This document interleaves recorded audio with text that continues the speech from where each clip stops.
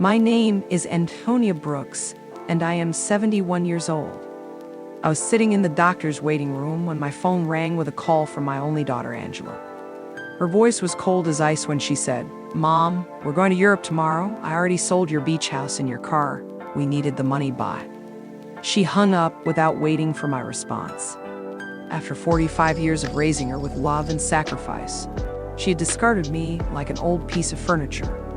6 months earlier, my beloved husband Robert had passed away from a heart attack. Angela had suddenly become more present in my life, helping with funeral arrangements and doctor visits. I thought it was love and concern, but now I understood it was all part of her plan. The beach house Robert and I bought with years of hard work held our most precious family memories. Robert's old truck still carried his scent on the seats. Angela had taken everything without remorse. As I sat in that waiting room, something strange happened inside me. Instead of crying, a deep calm washed over me. I remembered the manila envelope Robert had given me 3 days before he died. He told me to open it only when I felt ready. I had completely forgotten about it in my grief. That envelope was waiting for me at home. Something told me my life was about to change completely. When I got home, I opened the envelope with trembling hands. Inside were legal documents, property deeds, bank certificates, and a heartfelt letter from Robert. He had secretly invested their savings for decades and built a massive fortune. I was the owner of 6 properties, including the apartment building where Angela lived, plus shares in successful companies. Robert had kept everything hidden so Angela would love us for who we were, not for our money. That night, I couldn't sleep as I read Robert's letter again and again. The irony was overwhelming. Angela thought she had left me with nothing, while in reality, I was a very wealthy woman. She had sold my beach house and Robert's beloved truck for a fraction of their value to fund her European adventure.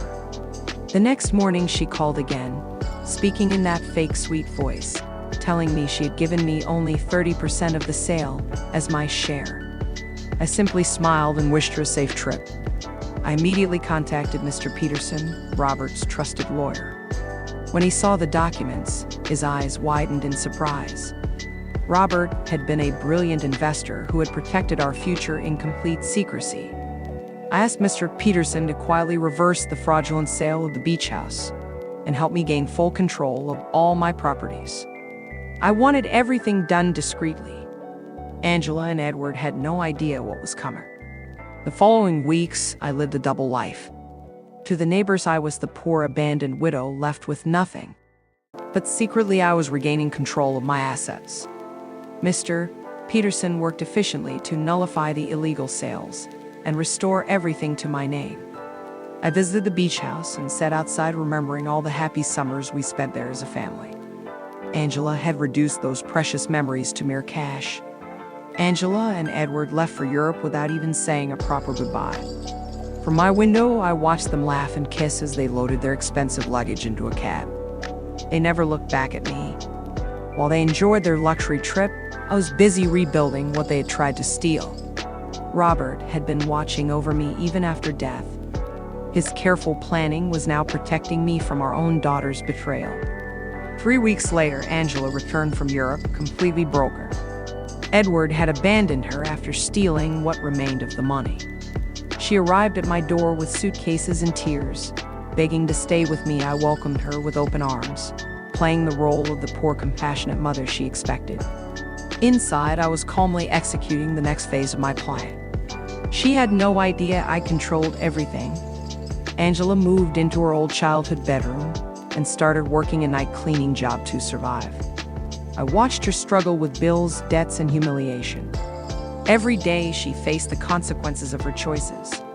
She sold the family jewels Robert had left to pay some of Edward's massive debts. The suffering was changing her.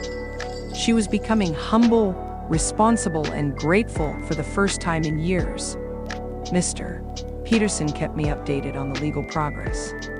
We had strong evidence that Edward had forged Angela's signature on loans.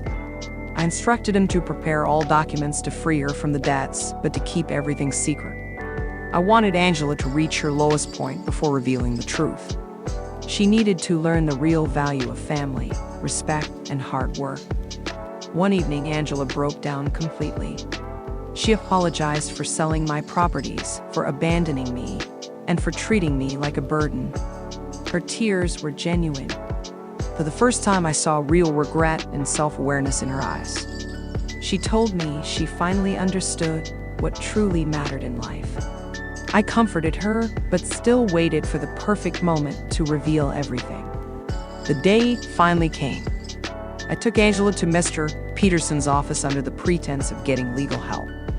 When he showed her all the documents proving I owned everything, including the building she once lived in, her world turned upside down. She realized I had known the truth since the day she called me from the doctor's office. The shock on her face was something I will never forget. Angela asked me why I let her suffer when I could have helped her immediately. I explained that she needed to learn lessons that money could never teach. She had to experience rock bottom to understand the value of family, dignity, and honest work. Through tears, she admitted I was right. The experience had transformed her completely. She was no longer the same selfish woman who had abandoned me. From that day forward, our relationship changed. Angela chose to keep her cleaning job even though she didn't need to. She decided to study social work to help other women facing similar situations. She wanted to earn her own way and contribute to our home. We slowly rebuilt our bond on a foundation of mutual respect instead of obligation. 6 months later, Angela had become a completely different person. She was humble, hardworking, and genuinely grateful. We turned the beach house into a shelter for women escaping domestic violence and financial abuse. Robert's legacy was now helping others heal. Angela and I grew closer than ever, not as mother and dependent daughter, but as two strong women who chose each other.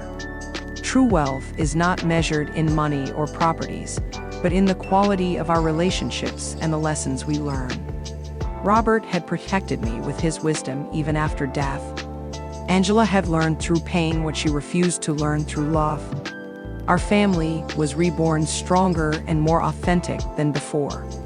Did you like my story of betrayal, awakening, and redemption?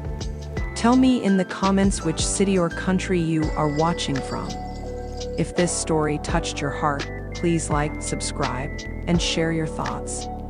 What would you have done in my place? More powerful life stories are waiting for you.